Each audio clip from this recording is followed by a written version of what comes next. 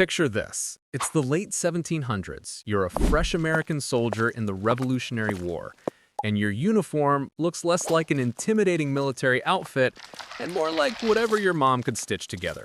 That's because, unlike the British, who had neat rows of bright red coats, the Americans barely had a clothing plan.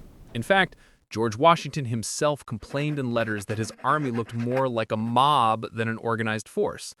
Some men wore hunting shirts, some wore civilian coats dyed brown or gray, and others just wore whatever kept them from freezing. The irony?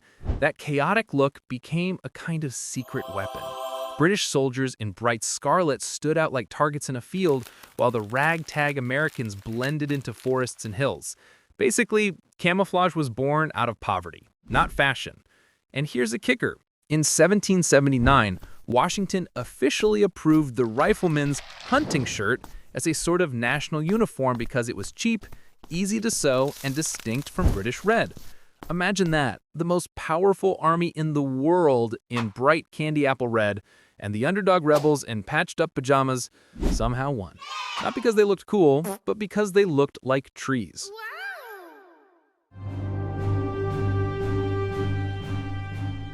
Fast forward to the early 1800s, and the US Army suddenly got obsessed with looking European. If you were unlucky enough to serve around the War of 1812, your uniform was basically a fashion disaster imported from France. Soldiers wore tall, stiff collars that were so tight they literally cut off circulation. They were called chokers for a reason. You'd be marching into battle with your head locked upright like a broken Pez dispenser. How did that happen?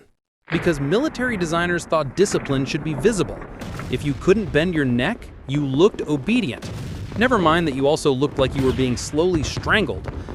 And then came the shakas, tall cylinder hats with plumes sticking out like giant birthday candles. They looked dramatic, but worked like solar ovens on your skull in summer. Soldiers fainted from heat, but hey, at least they looked continental. The uniforms were usually dark blue with white trousers, designed to imitate Napoleonic troops. Unfortunately, they stained, ripped, and soaked up mud faster than a toddler's new shoes. The end result? America tried to cosplay as Europe and wound up with sweaty, miserable troops who looked like they were attending a military prom.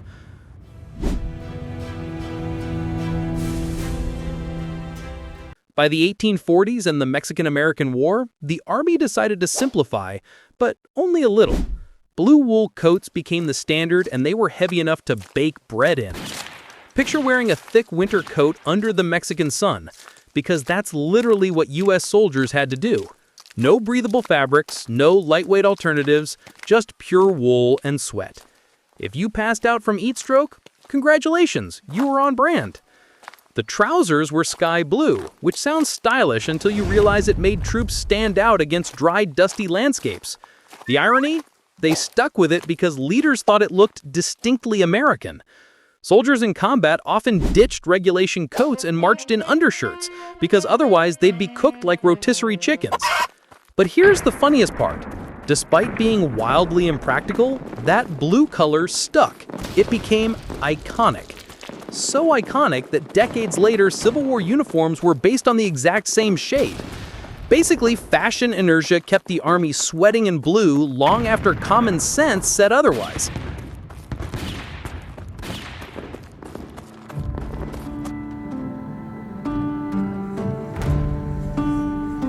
Imagine trying to play a team sport where both teams show up in the same jerseys. That's basically what happened in the early Civil War. The Union had its famous blue uniforms, and the Confederacy was supposed to wear gray. Sounds simple, right? Except it wasn't. At the start of the war, Confederate troops often wore whatever they had, sometimes Union blue, sometimes brown, sometimes homespun clothes dyed with berries. Union regiments, especially volunteer militias, also showed up in gray because that was the cheapest dye available in northern factories. So, in the heat of battle, soldiers couldn't always tell who was who. Friendly fire wasn't just an accident, it was practically a tradition. One Union regiment from New York even wore bright red zouave uniforms inspired by French colonial troops, complete with baggy pants and fezzes. They looked like they were heading to a circus, not a battlefield. The Confederates had their own Zouave copycats too. Imagine running at each other in a chaotic mess of blue, gray, red, and even butternut brown, a kind of homemade tan dye. It was less epic clash of armies and more angry fashion parade. Eventually, the Confederacy standardized on gray, but by then, confusion had already cost lives. The lesson? If you're gonna fight a war, maybe don't dress like your enemy.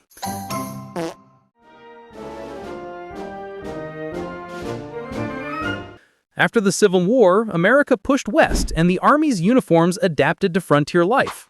Sort of. Blue wool coats were still regulation, but out on the plains, soldiers often ditched them for practicality. Imagine chasing Native American horsemen across the desert while sweating through heavy wool. So many soldiers wore undershirts, slouch hats, and whatever boots they could find. Regulations on paper, reality in practice.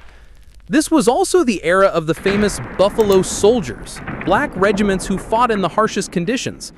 They were issued the same dark blue uniforms as everyone else, but with an ironic twist, the Army often gave them leftover or low-quality supplies. That meant poorly stitched coats, secondhand boots, and hats that fell apart in the rain. Despite that, they developed a reputation for toughness. Native tribes supposedly gave them the name Buffalo Soldiers because of their hair texture or their fierce fighting spirit, depending on which version you believe. Either way, their uniforms didn't do them favors. Imagine being asked to patrol scorching deserts in the same fabric used for winter coats in Boston. Practical? Not even close. Legendary? Absolutely.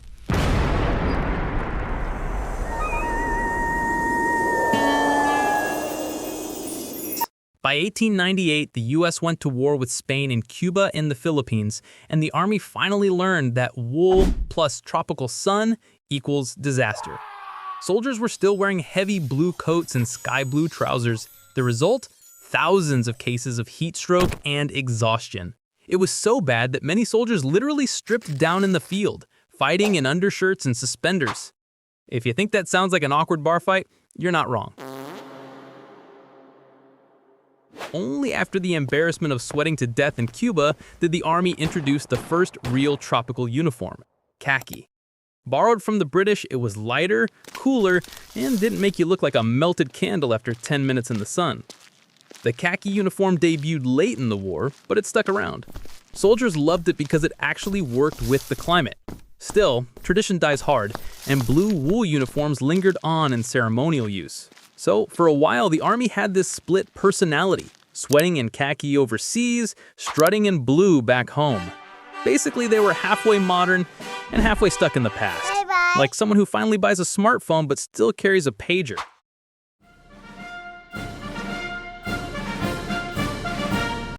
The early 1900s brought the U.S. Army its first big fashion-forward moment. Olive drab. And not because anyone thought it looked cool. Olive drab was chosen because mud, dust, and gunpowder stains blended into it. Imagine your mom choosing your shirt color based on how well it hides spaghetti sauce. That's essentially what the Quartermaster Corps did. In 1902, khaki and olive drab replaced the old sky blue trousers and heavy coats. Soldiers grumbled at first because the new look felt dull compared to the flashy colors of the past. But dull was the point. If you're hiding in a trench, you don't want to glow like a blueberry. Here's the twist. These new uniforms came with a stiff, standing collar, so soldiers still looked like they were slowly being choked by a Victorian butler. Practical on the battlefield, uncomfortable on the neck.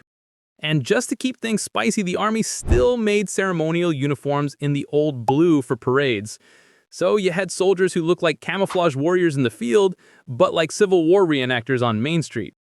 Basically, the Army couldn't fully let go of its colorful past, even while embracing the drab future.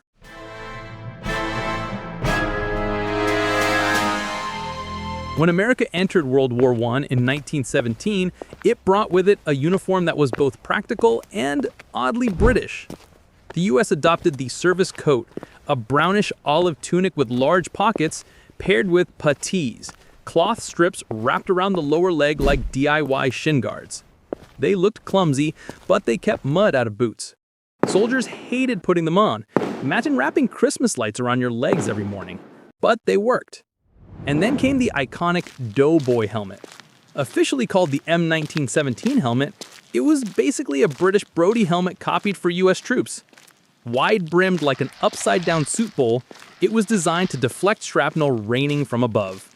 The helmets looked goofy, but they saved lives. Ironically though, the rest of the uniform didn't protect much. The wool coats were itchy, the puttees soaked up rain like sponges, and the gas mask bag swung awkwardly at your side like a bad purse. Out my way! But to soldiers, these flaws were just part of the package. The doughboy look became iconic not because it was stylish, but because it represented the first time the US showed up as a major global player. The fashion statement? We're late to the party, but we're here to stay.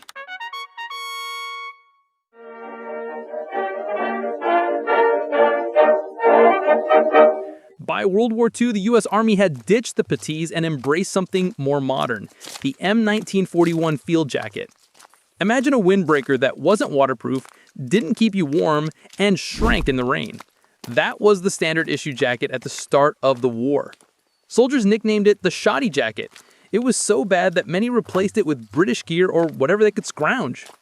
Later in the war, the Army introduced the M1943 field jacket, which was longer, sturdier, and had a hood.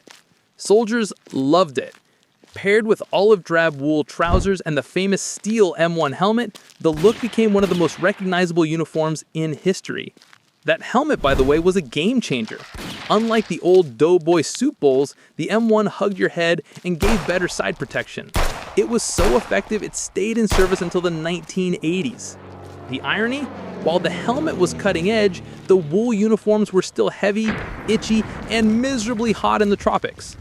In the Pacific, soldiers often fought in sweat-soaked undershirts. In Europe, they froze in wool layers that turned stiff in the snow. The Army basically gave you one uniform and said, good luck, pretend it works everywhere.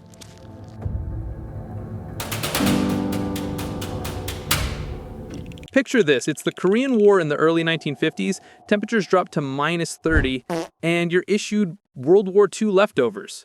Yep, soldiers march into one of the coldest wars of the century wearing the same wool uniforms and 1943 jackets meant for Europe.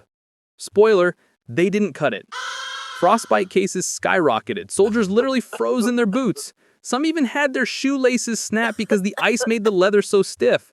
The Army scrambled to fix this by issuing the new M1951 parka with a giant fur-trimmed hood that made soldiers look like angry Eskimo explorers. They also swapped wool pants for layered cotton and nylon blends, but the cold still won. Helmets iced over, weapons jammed, and uniforms stiffened like cardboard. Imagine trying to fight while wearing a freezer-burned sleeping bag. The Korean War revealed one of the Army's biggest uniform mysteries. Why did it take so long to design proper cold weather gear? The answer? Bureaucracy and budget cuts. Turns out paperwork moves slower than frostbite.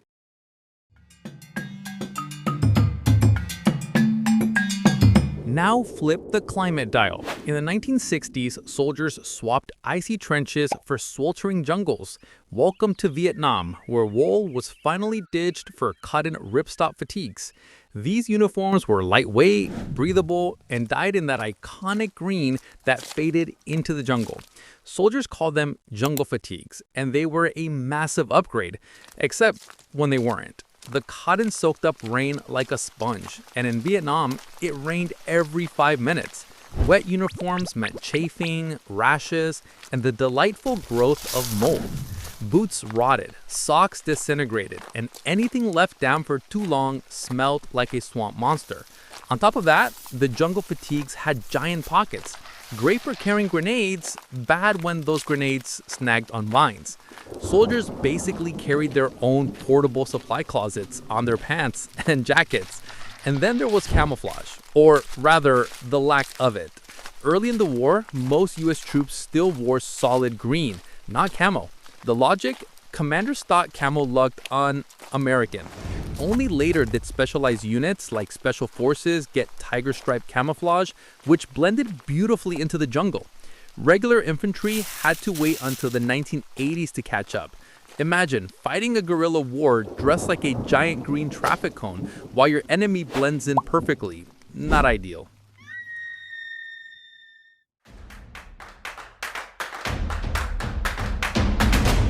By the late 1970s, the Army finally decided camouflage wasn't a dirty word.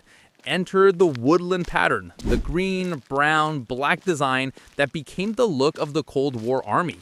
It debuted with the battle dress uniform in 1981 and made soldiers look like walking forests.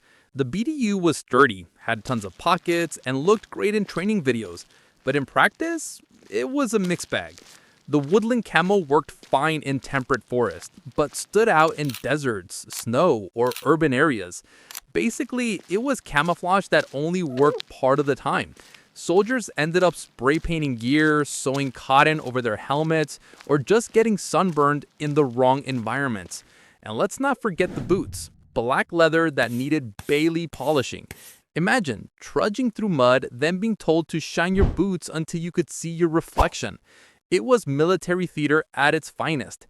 Look perfect, even if you smell like 3 weeks of swamp rot. Still, the woodland BDU became iconic. Movies, action figures, and video games cemented it as the Army look. Even though soldiers cursed at its weight, heat retention, and the absurd boot shining ritual, it was the face of the US military for nearly 2 decades. Basically, it was the denim jeans of uniforms. Everyone had it, everyone complained about it, but everyone recognized it.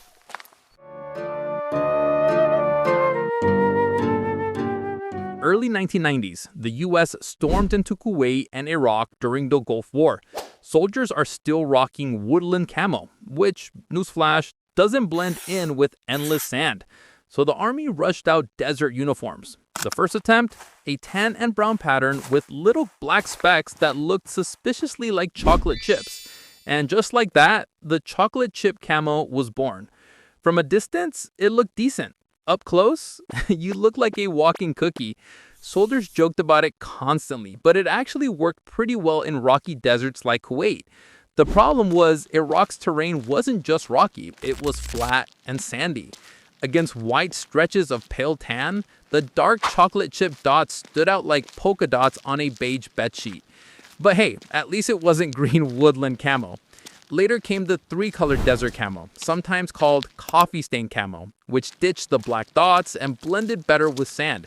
This became the standard for desert deployments through the 1990s and early 2000s. Practical, sure. Stylish, only if you were a Cookie Monster fan. It's one of those rare uniform moments where the nickname stuck harder than the design itself. To this day, ask any veteran about chocolate chips and they'll smirk like they just bit into one.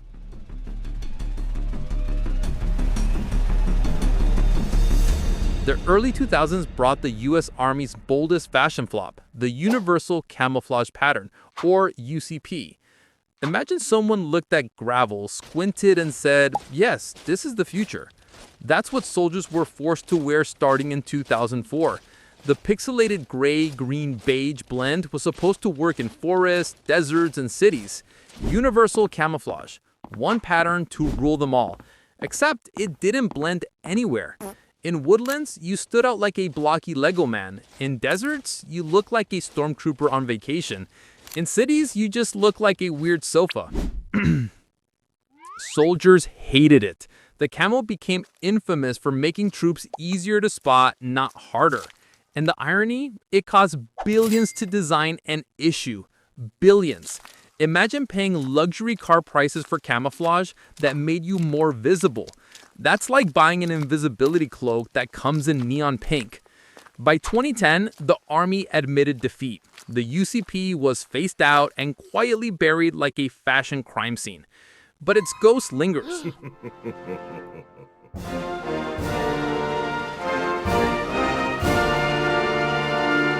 After the pixelated disaster, the Army turned to a proven solution, MultiCam. Originally designed for special forces, it actually blended into multiple environments: hills, deserts, forests, you name it. MultiCam rolled out widely in Afghanistan around 2010, and suddenly soldiers looked like they belonged again. No more gravel pajamas. MultiCam wasn't just about colors, it was about flexibility. The pattern was designed to trick the human eye, breaking up outlines at a distance while not looking fake up close. Soldiers loved it. It became the go-to for US troops overseas while the Army worked on a permanent replacement. That came in 2015. The Operational Camouflage Pattern, or OCP. Basically multicam with a new name and some minor tweaks. It's now the standard. Pair it with modern gear, lightweight boots, moisture-wicking undershirts, body armor, and you've got the most practical US Army uniform to date. No more choking collars, no more melting in wool, no more looking like a cookie. It's not flashy, but that's the point. After 200 years of fashion fails and climate nightmares, the Army finally landed on something that works in the real world. Funny how it only took losing a war in camouflage credibility to get it right. That's it for today. If you enjoyed this video, go ahead and watch this video about the worst US presidents in history versus the best US presidents in history. Or you can watch this video about the times when US almost lost its population.